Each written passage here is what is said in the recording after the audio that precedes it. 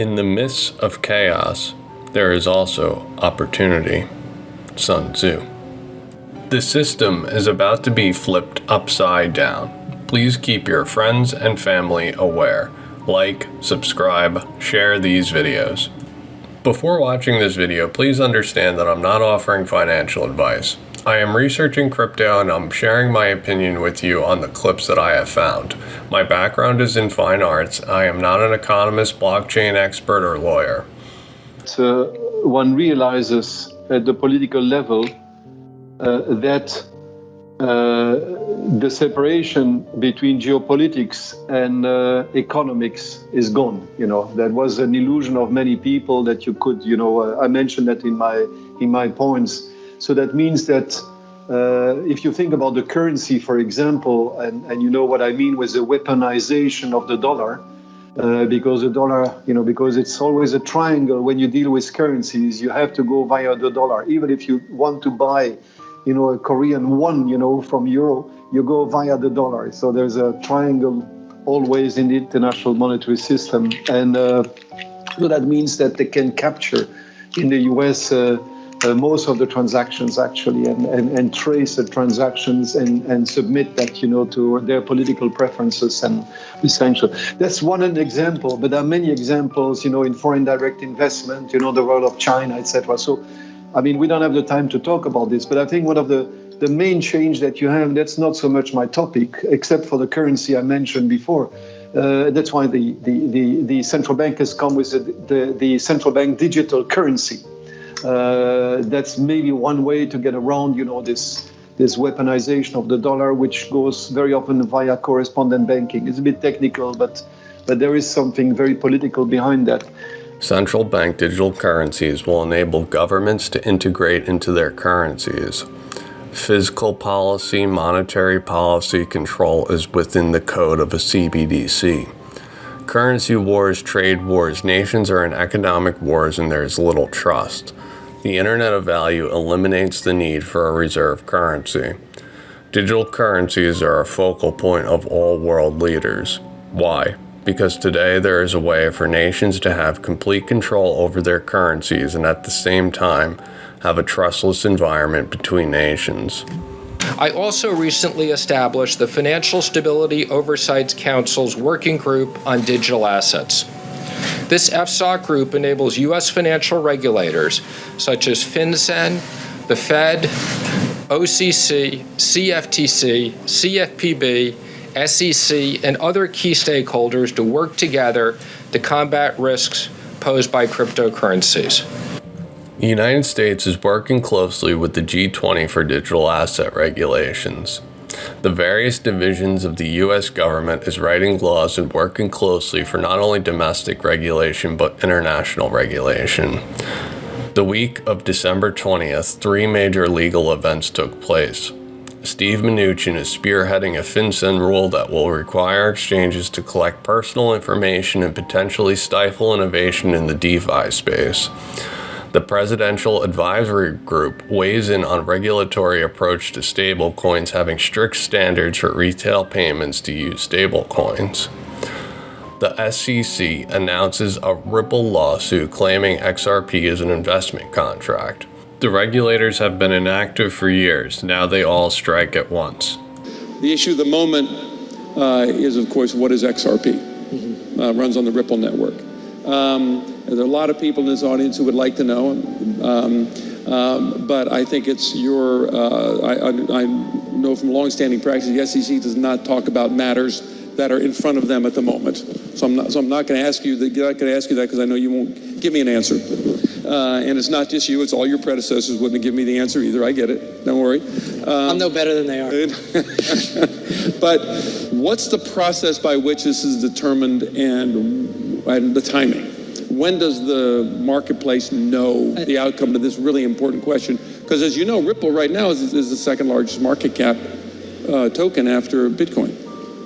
I think I'll go back to what I said, is that we are open to people coming in to see us, engage with us, discuss their particular situation, and work through it with us. And some of the, I will tell you, some of these questions, require a lot of information. in order to get to a definitive position. Glenn Hutchins that is asking Jay Clayton about XRP is an early Ripple investor. Hutchins sat on the board of the Federal Reserve Bank of New York, where he was re-elected as a Class B director for a 3-year term ending December 31st, 2018. During the time of this interview, Glenn was on the board of the New York Fed and asking Jay about XRP. There was pressure in Jay Clayton's direction. There were important people in the tech world, economic world, etc. that wanted these answers. Why did Jay Clayton take so long to file the lawsuit and then leave as SEC chairman right after it was filed?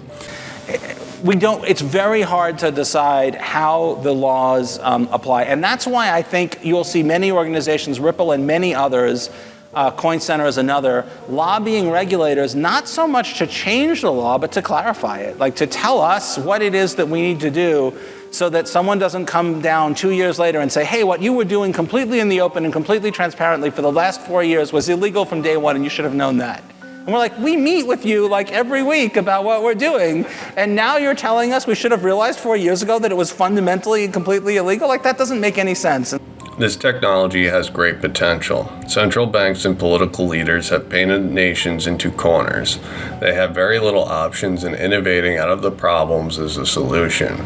Crypto hasn't been banned, and the G7, G20 have been focused on these issues. Ripple meets with regulators regularly and is transparent. But is that something that you're worried about that could replace the dollar as a currency? First let me say, we are very focused on cyber currencies, crypto, what do you call them, cryptocurrencies, cyber currencies. We're very focused on this. And actually at the last FSOC meeting that I chaired, we set up a working group. We're working with all the regulators. So really the biggest issue, I have 2 issues with them that we're focused on. One is we want to make sure that bad people cannot use these currencies to do bad things. So in the United States, and people may not realize this, under our laws, if you have a wallet to own Bitcoins, that company has the same obligation as a bank to know your customer. So in the United States, we have rules that for money laundering, for all different types of things, we can track those activities. The rest of the world doesn't have that. So one of the things we will be working very closely with the G20 on is making sure that this doesn't become the Swiss numbered bank accounts. And then we can do that. The other concern I have is there's a lot of speculation in this. And I want to make sure that consumers who are trading this understand the risks because, I am concerned that consumers could get hurt. Or do you worry that, like Russia, it was announced, I don't know if it was a legitimate government report, maybe fake news, I don't know, but that Russia is thinking of it, coming up with its own cryptocurrency as a way to get around sanctions. Is that something you're worried about? Not at all. The US and the G20 are all working and very focused on regulating the industry. The system needs to change, and they are well aware of the role digital currencies will play. We were in the wild west of crypto. Now we are about to go mainstream. Expect governments to stifle innovation, but innovation will find its way. Ripple has worked with regulators from the very beginning and continues to work within the system to hand over the digital asset solution to the governments and central banks. iTrustCapital offers IRAs in crypto assets and precious metals. In a world of infinite inflation and unprecedented monetary and fiscal policy, hyperinflation is a real threat. If hyperinflation were to occur, you could pay an outrageous amount of taxes on your real assets. The U.S. government allows U.S. citizens to participate in IRAs. I encourage everyone to view what iTrust has to offer and think about how IRAs could help you and your family in the long run. Leverage the tools that are given. Check out the link in the description below. Incredibly powerful technology for the financial sector. It's technology that greatly reduces the costs of verification. It's technology that greatly reduces the costs of information transmission. And it's technology that can drive some of the inefficiencies out of our system. So that's where we are today. Comply with the securities laws, but, push the technology forward. And the area that is of particular interest to me and many of those regulators that Gary mentioned is the payment system. We all recognize that our payment system is inefficient. Domestically, it's inefficient. Internationally, it's extremely inefficient. So if we don't work and use technology to address those inefficiencies, the market is going to do it for us. And I think we'll like the outcome much better if we as regulators proactively enter that payment space, ensuring that all the time proven safeguards around AML, bank secrecy, anti-terrorism, and the like are there. So I see significant promise going forward, Glenn.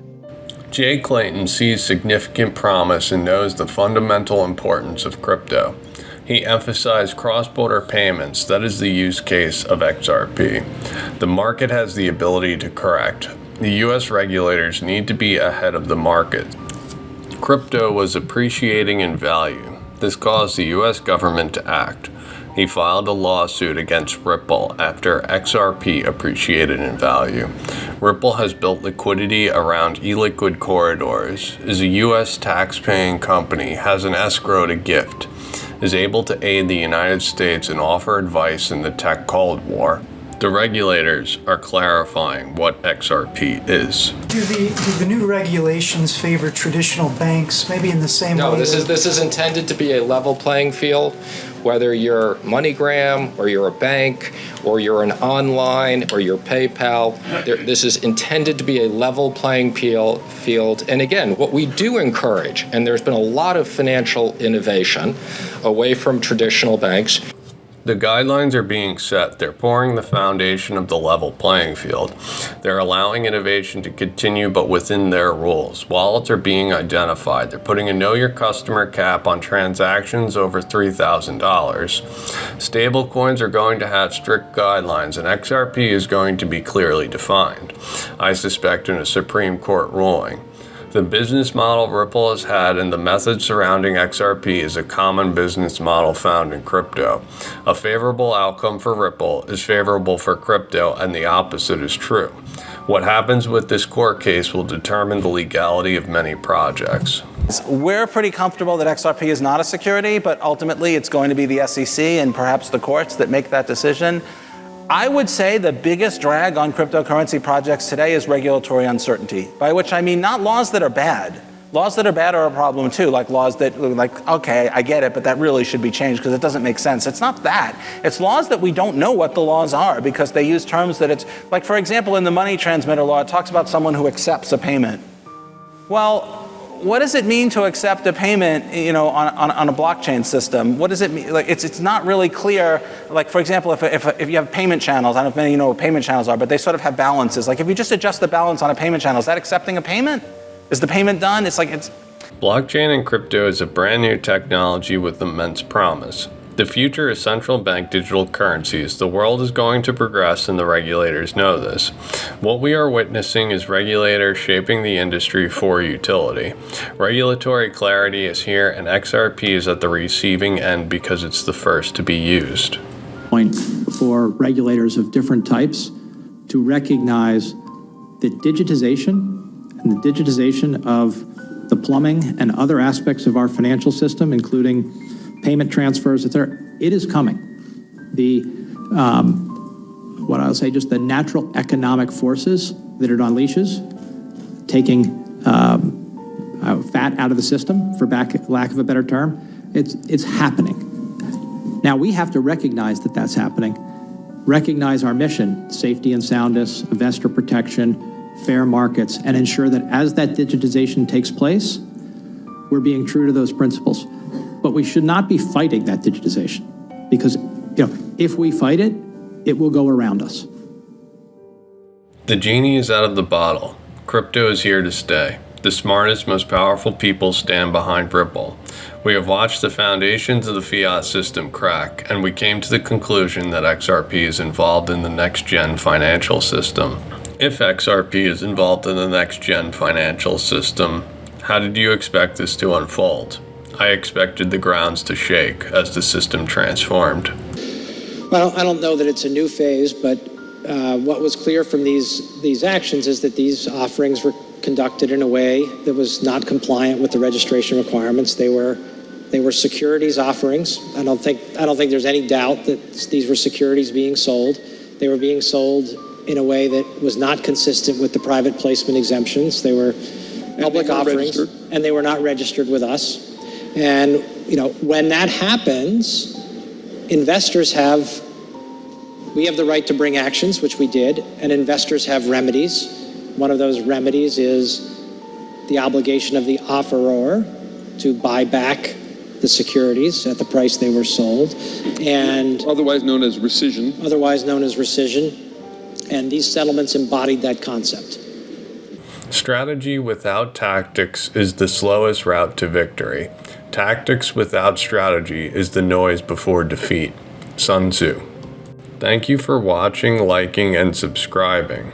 If you enjoy my work, please consider joining my Patreon. Remember to hit the bell.